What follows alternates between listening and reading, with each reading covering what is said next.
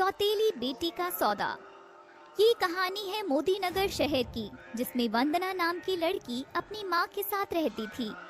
कुछ समय पहले एक बीमारी के कारण वंदना के पिता का देहांत हो जाता है। वंदना और उसकी माँ बिल्कुल अकेली हो जाती हैं। वंदना की माँ को बड़ी चिंता हो रही थी कि अब वो वंदना की परवरिश कैसे करेंगी और उसकी शादी भी करनी होगी। कुछ साल बाद सब कैसे होगा? वो ज्यादा पढ़ी लिखी नहीं थी तो अपना घर कैसे चलाएगी? फिर एक दिन उसके घर उसके पति का दोस्त जगमोहन आता है। जगमोहन उसके पति का बहुत अच्छा दोस्त था, तो वह घबराकर वंदना की माँ से कहता है, और भाभी जी कैसी हो आप? और वंदना बिटिया कैसी है? घर में सब कुछ सही चल रहा है ना? मैं आपको लेकर बहुत परेशान रहता हूँ और मुझे वंदना बिटिया की भी बहुत चिंता होती है। मैंने कभी सोचा भी नहीं था कि मेरा दोस्त इस तरह से चला जाएगा, लेकिन ऊपर वाले के सामने किसकी चलती है आखिर। बस आपको क्या बताऊं भाई साहब, उनकी पेंशन जो आती है उसमें घर और वंदना की पढ़ाई हो जाती है। लेकिन आपको तो पता ही है, आजकल महंगाई इतनी ज्यादा हो गई है कि कुछ भी नहीं होता ठीक से। घर चलना भी मुश्किल हो रहा है और वंदना की पढ़ाई का भी खर्चा इतना ज्यादा बढ़ता जा रहा है। मुझे तो इस बात की भी चिंता हो रही है कि मैं वंदना की शादी कैसे करूंगी। अभी उसकी पढ़ाई भी पूरी करवानी है, कल को उसकी शादी भी करनी है। मैं ये सब खर्चा कैसे करूंगी? काश कि मुझे कोई काम आता तो कोई सहारा लग जाता जिससे मैं अपना घर चला सकती। आप चिंता मत करिए, सब ठीक हो जाएगा। और फिर मेरा दोस्त नहीं रहा तो क्या हुआ, मैं हमेशा आपके साथ हूँ। आप किसी बात की भी चिंता मत करिएगा। जब तक मैं हूँ आपको चिंता करने की कोई जरूरत नहीं है। फिर वंदना की माँ और जगमोहन के बीच अक्सर मिलना जुलना और बातें हुआ करती थी। धीरे धीरे जगमोहन वंदना की माँ के करीब आने लगा था और एक दिन जगमोहन वंदना की माँ से कहता है, देखो मैं तुम्हें पसंद करने लगा हूँ और तुमसे शादी करना चाहता हूँ। मुझे पता है तुम्हें ये बात अजीब लगेगी, लेकिन मैं वंदना के पिता की जगह लेना चाहता हूँ और तुम्हें एक सहारा देना चाहता हूँ। हम दोनों मिलकर वंदना का अच्छे से ध्यान रखेंगे और उसे एक अच्छा भविष्य देंगे। तुम सही कह रहे हो जगमोहन, मैं भी तुम्हें पसंद करने लगी हूँ और मुझे भी एक सहारे की जरूरत है, खास करके वंदना के लिए। उसे एक पिता की जरूरत है जो उसके सर पे हाथ रखे और उसका कन्यादान करे। मैं वंदना से बात करके तुम्हें बताती हूँ और अगर वह मान गई तो मैं तुमसे शादी करूँगी। फिर वंदना की माँ वंदना को शादी के लिए मना लेती है। वंदना भी यह सोचकर खुश हो जाती है कि उसको एक पिता का सहारा मिलेगा और माँ को एक जीवन साथी मिल जाएगा, तो वह शादी के लिए हाँ कर देती है और वंदना की माँ और जगमोहन की शादी हो जाती है।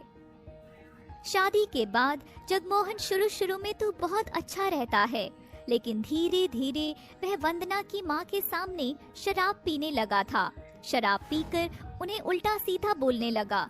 यह बात वंदना की माँ को पसंद नहीं आती और वह बहुत गुस्सा करती है।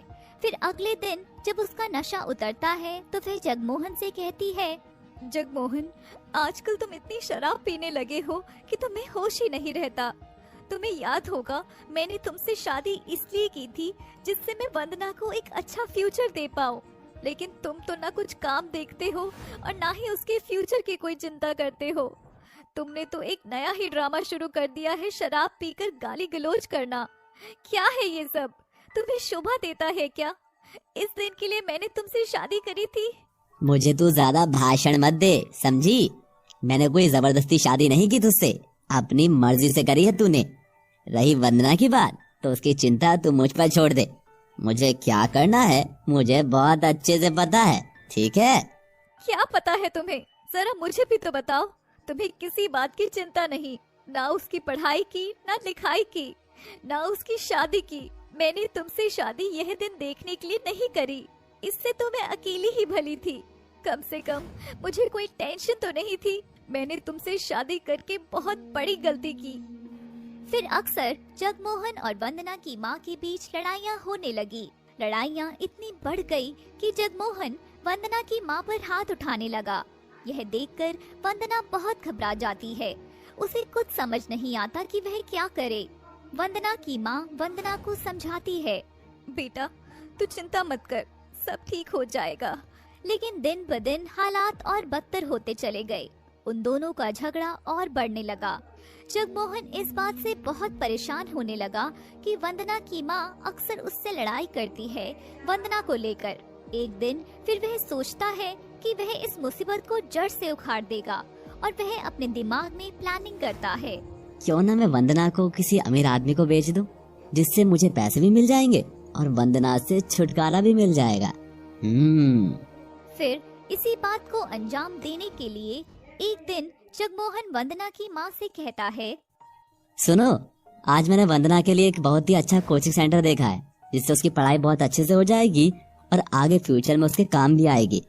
तो मैं आज उसे एक अच्छे कोचिंग सेंटर में लेकर जाऊंगा, जिससे वो एक डेमो क्लास ले सके। अरे वाह, ये तो तुमने बहुत अच्छा काम किया। मैं ये सब देखकर बहुत खुश हूँ कि चलो तुमने अपनी जिम्मेदारी तो समझी और तुम में कुछ बदलाव तो आया और वंदना को लेकर अब तुम सीरियस हो गए हो, उसकी पढ़ाई को लेकर सीरियस हो गए हो। मैं यह सब देखकर बहुत खुश हूँ। तुम कल वंदना को लेकर जाओ, उसे अच्छे से डेमो क्लास दिलवाओ जो उसके आगे काम आएगी। जगमोहन वंदना को लेकर एक होटल में जाता है। वहाँ उसे बोलता है, तुम यहाँ रुको, अब एक अंकल आएंगे, फिर कोचिंग सेंटर में वो ही लेकर जाएंगे तुम्हें, क्योंकि मैंने वो कोचिंग सेंटर नहीं देखा और मुझे कुछ काम भी है। वंदना वहाँ पर रुकती है। फिर वहाँ पर एक आदमी आ जाता है जो दरवाजा बंद करके वंदना के साथ बदतमीजी करने की कोशिश करता है। वंदना यह देखकर बहुत डर जाती है और बोलती है,